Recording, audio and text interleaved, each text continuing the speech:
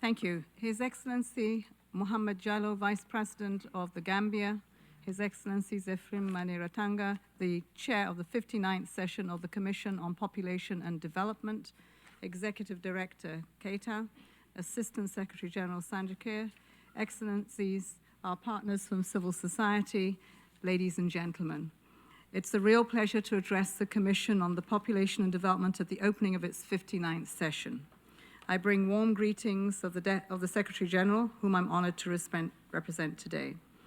The International Conference on Population and Development took place in 1994, just 1 year after the World Wide Web first became available to the public. A great deal has changed in the 3 decades since Cairo. This year's theme touches on some of the biggest questions development is now grappling with. Technology has reshaped almost every part of human life, from smartphones to social media, from artificial intelligence to biotechnology. Digital tools now shape how we live, how we work, and how we relate to one another. Population and sustainable development have been transformed by that shift as well. These innovations have enormous potential to accelerate progress on the ICPD program of action. They are making it easier to analyze population data, treat illness, strengthen advocacy, and widen access to education. Across the world, digital platforms are already being used for millions of reproductive health consultations, reaching women in remote areas where in-person services simply are not available. But for all the promise, the risks posed by digital technologies are significant, and the gaps are widening. In high-income countries, 93% of people use the internet. In the least developed countries, that figure falls to 39%. Within countries, those gaps follow similar lines: rich and poor, urban and rural, old and young. The deepest divide and the most persistent is between women and men. In low-income countries, only 21% of women are online. Women make up just 1 in 4 tech workers, and that has direct consequences on the lives and the safety of women and girls. Women are being excluded from shaping the innovations that will affect their lives. Gender bias risks being built into the algorithms that determine access to finance, healthcare, and more. Online spaces are also fueling an explosion of violence against women, including harassment, deepfakes, and hate speech. Discrimination now spreads at extraordinary speed, deepening the stigma around sexually transmitted diseases, women's bodies, and marginalized groups continues to deepen. All of this creates serious risk for sexual and reproductive health of women and girls. It is a lived reality. The global community cannot afford a slow or fragmented response.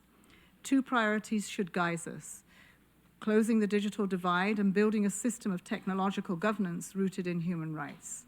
The Global Digital Compact, the Pact for the Future, and the newly launched Independent Scientific Panel on Artificial Intelligence all point us in the right direction. They give us something solid to build on with the political will and sustained investment. Our plans must be shaped with the full participation of those most affected across ages, genders, and constituencies. Young people in particular have an important role to play in driving the changes that we need. So too must the researchers and scientists whose work give us the evidence and the data to act.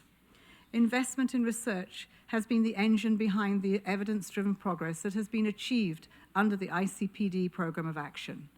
It is how we know what works and where the gaps remain. 90% of global research spending is concentrated in G20 countries. Research is also often the first target for budget cuts, leaving many countries without the data they need to plan for their own demographic futures and affecting millions of lives. When that evidence base erodes, so does the foundation for every policy decision that follows. Rolling back investment in population research now would be a serious setback for the SDGs and all the people and goals that it's meant to serve.